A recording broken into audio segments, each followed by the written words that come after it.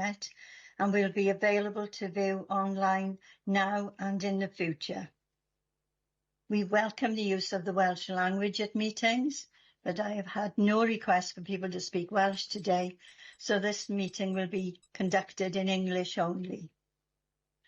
Those attending in the chamber, please be aware that we are all on camera and you may be visible on screen when people around you are speaking. And please remember to speak clearly into your microphones. Committee members participating remotely, can you please refrain from using the chat function and instead use the raised hand icon to indicate when you want to speak. And please remember to keep your microphone muted when you are not talking. Thank you. Before we move on to the agenda, I would like to say that we have a new member joining the Planning Committee, Councillor Mark Jones.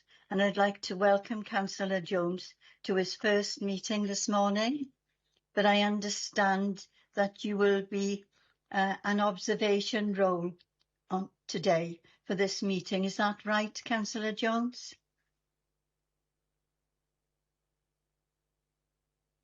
You there, Councillor Jones?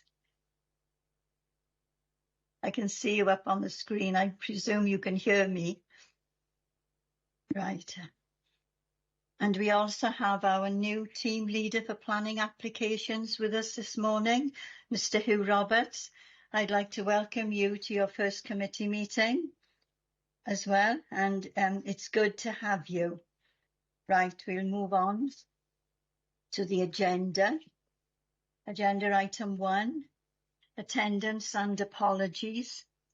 Chris, do we have any apologies? Yes, we do, Chair. We've got apologies from Councillors John James and Chris Tew. Thank you.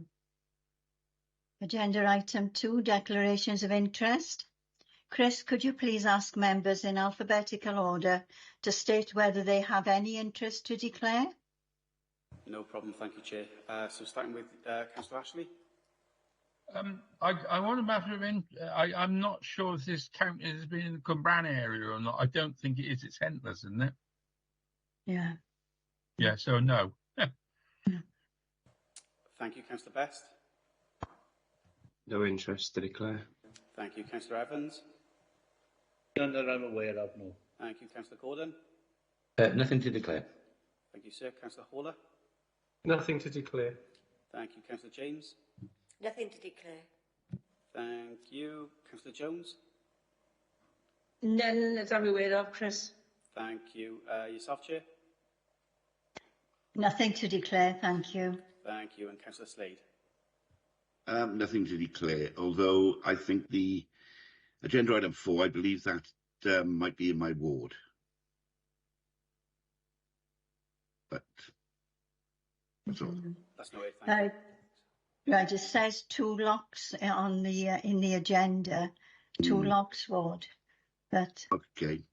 I mean, anyway. I'm not an expert on that, but that's what it says on the agenda. Okay, Alan. May I come back? And if it's 2 locks ward, it is in the Cwmbran Community Council area. Is it? Yes. Right. That's why I wasn't sure whether it was Hentless or 2 locks. If it's 2 locks, then I have to declare as a member of Cwmbran Community Council. Chair. Well, yeah, can I ask Polly? Yeah, my understanding is that it's in the 2 locks ward. So even though you're a ward member, you don't necessarily need to declare an interest in any event. And my understanding is that the application site is within the Hentless Community Council area. This is why I was confused. Well, Hentless Community Council have been consulted on the application. If you're not a member of Hentless Community Council, you don't need to declare an interest. So it's not 2 locks, because if it's 2 locks, it's covered by Cwmbran Community Council as well. Well, the information on the report says the ward is 2 locks, and that when I asked the planning officer which community council had been consulted, he said Hentless Community Council. It's within Hentless. All right, so I don't need to declare, and I won't do it. Thank you for that. Okay, thank you. Okay then. Right, thank you. Thank you, Chris. Right, we'll move on to agenda item 3, minutes of the Planning Committee from the 15th of June 2023. Members, could you possibly state whether you have anything to raise in relation to the minutes? If not, I will take them as approved. I can't see any hands up, so we'll take them as approved. Thank you. Agenda item 4, planning application 23/P/0042/FUL, and it's for retention of a personal motocross track at Primrose Cottage, Pentre Lane, Hentless Cwmbran.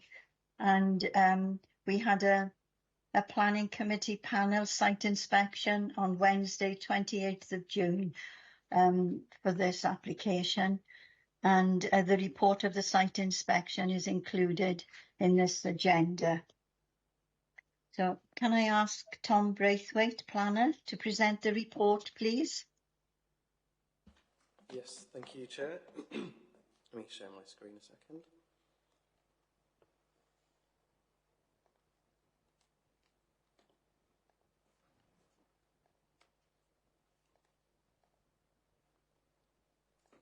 Here we are. So yes, it's an application for retention of a personal motorhouse track at Primrose Cottage, just to the east of Hentless Vale. So yes, as Chair said, we've conducted a committee site visit for this. So for the members who attended, the physical aspects of this site will be very familiar. And for those who didn't attend, we've got some photographs just to familiarise members with the site. So just to go over the extent of the use, the report goes into a bit more detail about this, but the extent of the use is for the applicant's son only, for the purposes of training in the competitive motocross racing sport. It's understood that his son competes professionally, nationally. The use would be up to 2 times per week. The applicant has sent us a supporting statement outlining their sort of training schedule. The use is mostly seasonal. It's very dependent upon ground conditions. Obviously, in wetter weather, the track would be kind of unsafe for use, so it's predominantly in the drier months. In terms of the uses on those 2 days, it would be for a maximum of 3 lots of 15 minutes intervals with breaks in between. It's understood that the sport is quite physically demanding on the body, so these breaks are necessary. So that would equate to a maximum of 45-minute sessions in those 2 days.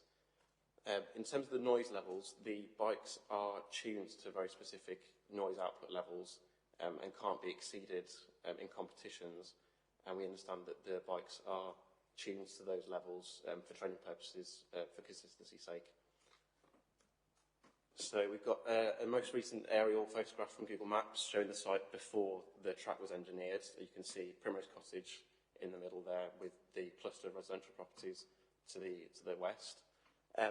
The Hentless Vale collectively is approximately 130 metres away from the actual track itself. So here we can see we're looking down towards Pentre Lane. You can see the track has been engineered with several jumps and is a complete circuit for the training. And then we're looking towards the south again there, and some more photographs. And then up towards the north, the other end of the track there. I just wanted to point out the sink site that adjoins this field to the east. It's a brook. It's a site for importance for nature conservation.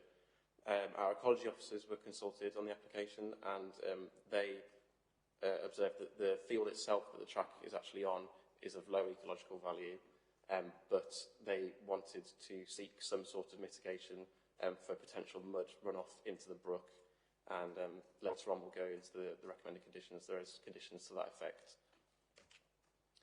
Just to summarise the most common and most prevalent objections we've had on the application from publicity: noise disturbance, general noise disturbance from the use, the potential for a permission to invite others to utilise the track outside of just the training schedule, and then also negative impacts on local wildlife and the adjacent brook.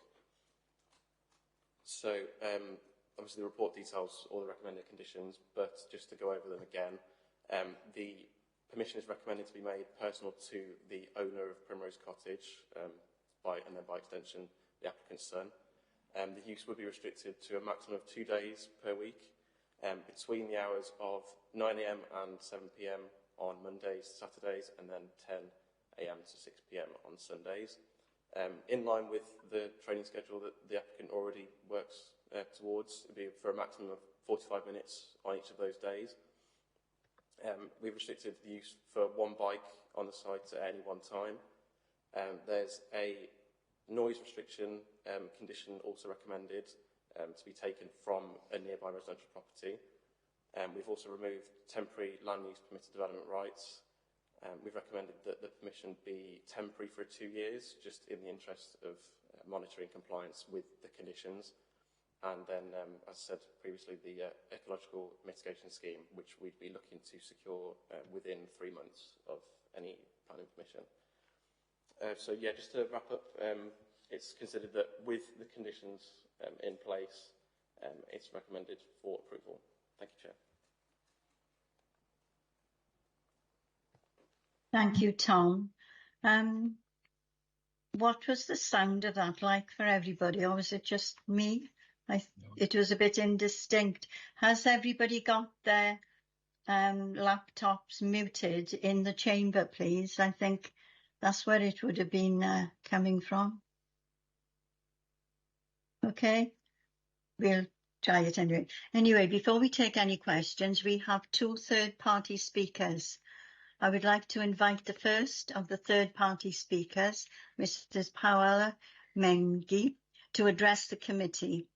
Mrs. Mengi, you have 5 minutes to speak and you will be timed by Polly Ellis, our principal solicitor. Thank you.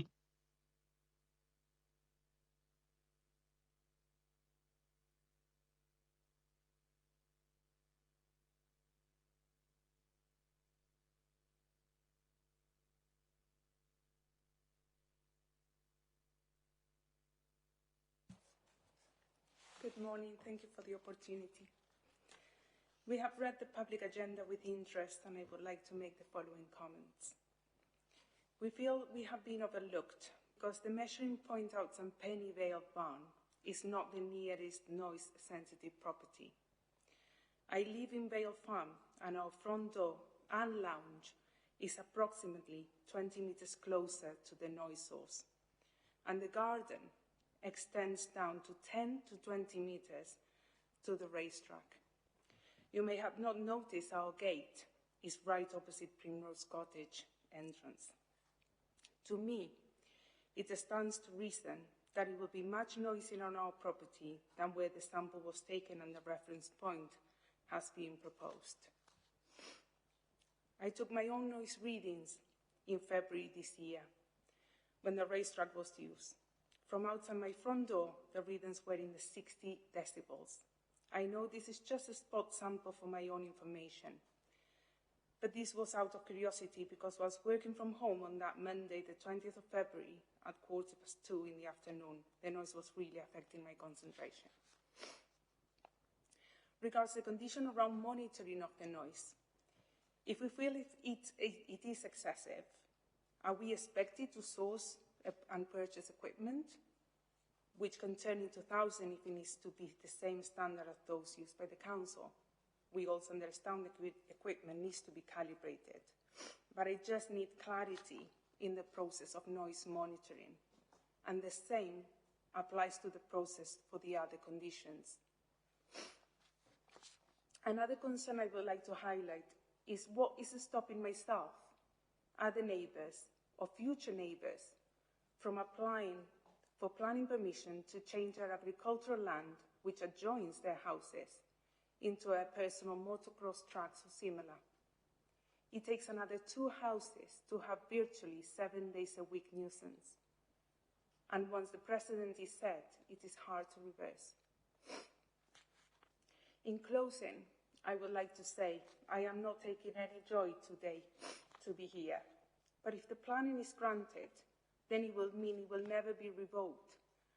And as the closest neighbours, we will be affected for many years to come. The enjoyment of our home has already been compromised for the last 2.5 years, together with our social life, which has been diminished. We do not invite friends anymore. as we never know when the vehicles and the noise with all the dust will take place, and when they do, they are a nuisance. And it is undeniable it has taken a heavy burden on my stress and anxiety. The track is used by at least 2 bikes, sometimes 3, and on occasions a number of even noisier specialist UTV vehicles. The time it gets used was almost daily and for hours at a time.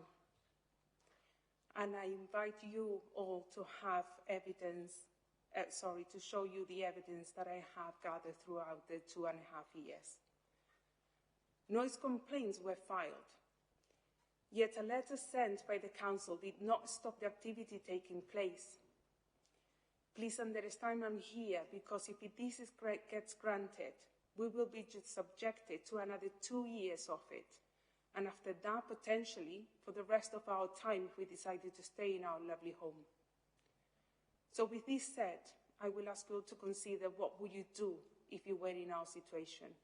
Would you just allow this to happen if this was right next door to your property, your home? Thank you so much to take the time to listen to me. And apologies if I'm not staying for the end of the process, but I have a meeting to attend which I need to travel to. Thank you. Thank you, Mrs. Mengi.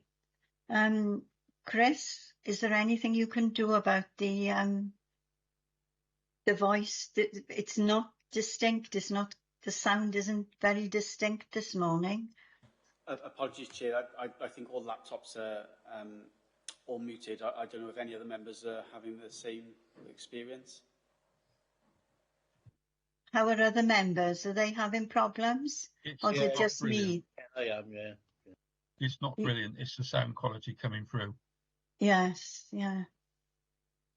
Oh, well, we'll just have to carry on if nothing can be done. I would like to invite the second speaker, Mr. James Charlton, the applicant. Mr. Charlton, you have 5 minutes to address the committee and you will be timed by Polly Ellis. Chair, Mr. Charlton isn't in the room, so I'm going to go outside and investigate to see whether he's outside, and if so, I'll bring him into the room. Thank you, Polly.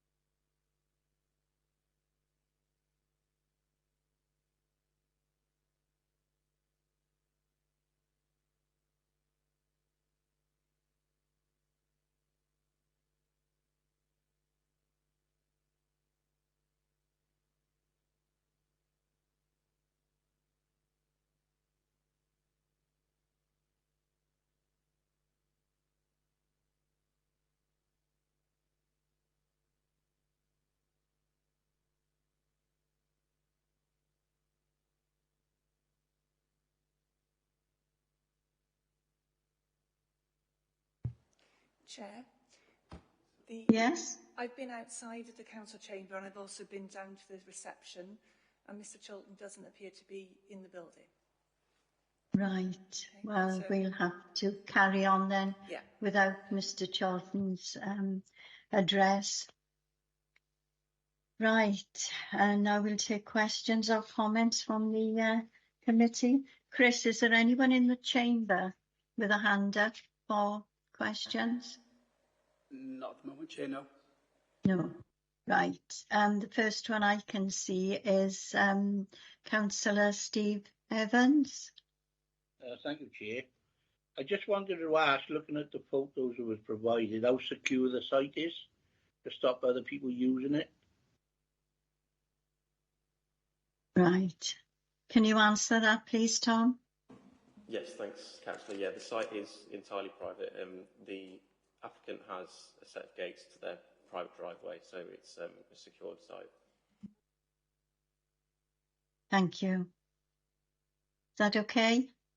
Councillor Evans. Right, the next one on the list is Councillor Alfie Best. Alfie? Yeah, it's probably a question to planners. If it does come out after granting application, agreeing with the recommendations, that it is being used for longer than 45 minutes, more than one person at a time, what would be the system for revoking a planning permission? How many warnings would it take? And is there enough resources in the planning department to deal with something like that? Cheers. Thank you, Alfie. Tom, can you answer that, please? I'm happy to answer that, Chair. Thank you, Richard. Yes, it can be monitored, and no doubt the residents would be monitoring that as well. If there is a breach of a condition, then the applicant can be prosecuted. There are legal consequences for doing that. Obviously, it's on a temporary use as well. So if there is breaches of conditions regularly, then it means that the temporary use, once it's over, members can decide not to renew that temporary consent. But in terms of the interim, there are enforcement measures that can be taken, yes. Thank you. The next one I got on the list is Councillor Stuart Ashley. Stuart? Yeah, we did the site visit. I get the idea that the thing is for one person for practicing for competitive use, and that as Alfie said, we've got Monday to Saturday 9 o'clock to 7 o'clock, and then we've got Sunday 10 o'clock to 1800 hours. Now, if I were a local resident there, I would want a constant, and I get that from the objectors that probably the constant is the thing they need. Is there any way in which we can put a further stipulation on there? And I'm hesitant of saying this because it means you're going to have to go back and it might delay this. But I think it's fair on the people that are objecting to some extent, if they were to know when this was happening, bearing in mind that the applicant is a competitive person, they obviously want to do this for races. But I also am mindful of the fact that people around want quiet enjoyment, and Sunday is one of those days. If I were a resident down there, I would want to know when this was happening. If we grant this, 10 o'clock in the morning or 45 minutes, 10 o'clock in the morning or 45 minutes up to 6 o'clock at night on a Sunday, or could they do it on a Saturday? Is there any way in which this use can be regular so people know when it's happening? Because I would be content if we could make that sort of part of the conditions, because 1 week this, 1 week that is going to really get on people's nerves unless they know regularly. Like if it was regular. Now, you stipulated, as Alfie asked you the question about one person use, and we've got the use of this was for only up for the competitive use. I think we need a further bit on those conditions. Can you either ask that, or can you satisfy me that you are beyond that one? Because if not, I think we've got a problem in there. Richard, would you like to come in and answer that one, please? Yes, certainly. What we've done is conditioned it quite tightly anyway. If you look at all the conditions together with the personal use and the time restrictions, it's quite an onerous set of conditions, I believe. I would probably say that it might be unreasonable to restrict the applicant to certain times of the day, because what we are really trying to achieve here is that it doesn't happen all through the day or all through the week. Now, we've achieved that through the condition, and it can be monitored and it can be enforced against. So I think it might be unreasonable to actually be saying you can only use it 10 o'clock on Tuesday and perhaps 10 o'clock on Saturday. Richard, I wouldn't want to be as tight as that, but I'm just thinking if I were a local resident and I was out there lying on a Sunday morning, or I wanted to have a barbecue on a Sunday night or even Saturday night, I'm just thinking on the weekend, they could get two together on the weekend. They got a very noisy weekend then, haven't they? And I don't think we've stipulated it enough there. I was only making that comment. I don't know what the rest of the planning committee. So one or other of the days of the weekend, I would have thought. Sorry, Councillor, just to clarify that, are you saying that we need to tighten the hours of operation so that they're not so long on those days, so the I think that'd be very unreasonable. Look, Monday to Saturday, 9 o'clock in the morning to 1900 hours at night. That can vary any through that. They could do a 45 period on Saturday night, right? And then Sunday. Now you can have let's say that's a whole weekend of people going around. That's quite a lot of noise for 45 minutes. And they can have a whole weekend where they do that. That would be murder for anybody around there. Yeah, but Stuart, they can only do it for 45 minutes. I know that, but what if you've got a barb? I'm not objecting this. I understand what the guy said, and I understand that wholly. But if you block that up on the weekend, and it's the weekend I'm thinking about, other people have got lives to live, and I'm just thinking. I accept the recommendation, but I'm just thinking we just need a little bit in there somewhere to make sure that you know, I thought that your solution to it was good, but then I started looking at this little bit. If they block them right in there, I mean, we're locked down to one motorcycle, and we must monitor that. Our just actually brought that out, but it's just if they blocked it in there, I can see people getting a bit riled about that. How close? Well, I was at the site meeting, and the residents are not close to the site. Yes. Can I ask? Yeah.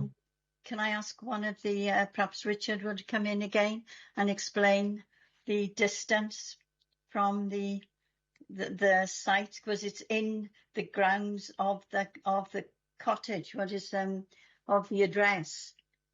It's you know, it's not outside of it. It's within the garden really of this house, and there weren't really many houses around there. Could somebody explain this to Councillor Ashley, please? I've done the site visit as well. But what we didn't have was a motorbike going around there and then stand at various places, because sound like that carries. Could I bring, we've got Peter Oates here today. He's the officer that we have been consulted on from Public Health that helped us with the noise readings. A noise reading has been taken from the house, 130 metres from the site. But Peter, perhaps you could just help with the members with the noise impacts on this. Sure. Thank you. Hello, Chair. I visited the site at the planner's request and took some readings both at the exhaust of the motorbike to ensure that it was complying with what they said it was for the competition. We took it at the facade of the property that are applying for the planning permission, and then we moved to the Penvale barn, I believe, to take a reading at what we thought was a representative point for the nearest noise-sensitive property. At that point, I considered the noise not to be anything that would amount to, under different legislation, a statutory nuisance, and that the noise was reasonable at that point, taking into account the restrictions on the amount of time the bike can be used, the amount of bikes that can be used at one time, and the frequency.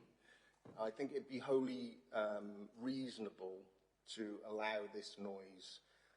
If you've got to remember that it's a countryside location, and taking into account the context of that, you would expect that there to be machinery being used in that context in terms of grass cutting, hedge cutting, other things like that, which you wouldn't be able to predict when these things happen. You wouldn't be able to say, and you wouldn't be able to limit them either through planning. So in the context of that, I don't consider that what the noise level from the bike and the restrictions that have been applied as far as this frequency of use is not unreasonable in this location, from my opinion. Thank you. Councillor Ashley, are you satisfied with that? What he's saying, Peter, thank you very much for that. I know Peter speaks to Mr. Oates on other noise problems. Yeah, so what you're saying is not any worse than listening to a load of hedge trimmers or strimmers or tractors even. I presume that's what else would be around there. No, I suppose you're right in that respect, but it was just no 45 minutes of this, 45 minutes that I can't argue with that. Right, thank you. There's a hand up from the Yes, thank you, Chair. Councillor Gaynor James would like to speak. Oh, right, Gaynor James, is it? Gaynor? Yes, thank you, Chair. I mean, reading these conditions, I think these conditions are really good. 45 minutes and not 8 hours a day. I don't think that this should be refused just because of this, especially if there's prosecution, if they break these conditions. No. I think it's all very fair. Thank you. Right. Councillor Best, you had your hand up. You're taking it down now. Do you want to come back in? No, I'm okay. Thank you. Right. Thank you. Right. Councillor Janet Jones?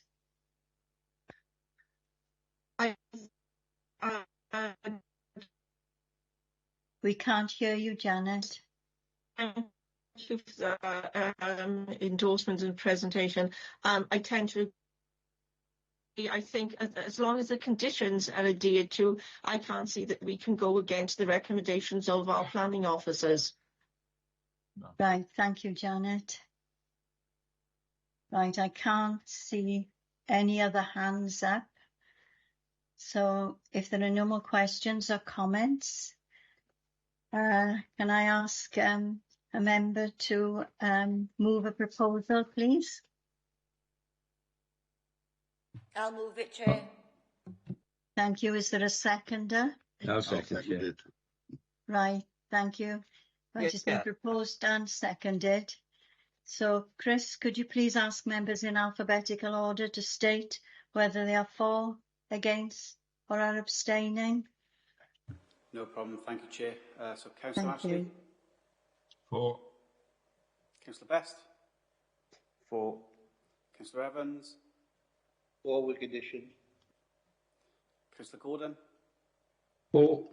Councillor Horler? For. Councillor James? For. Councillor Jones? For with conditions. Thank you. Yourself, Chair? For. And finally, Councillor Slade? For. Thank you, sir. That's unanimous. Thank you, Chris. Right, this application has been approved. Right, thank you everyone for your attendance and your contributions today. And I'll close the meeting.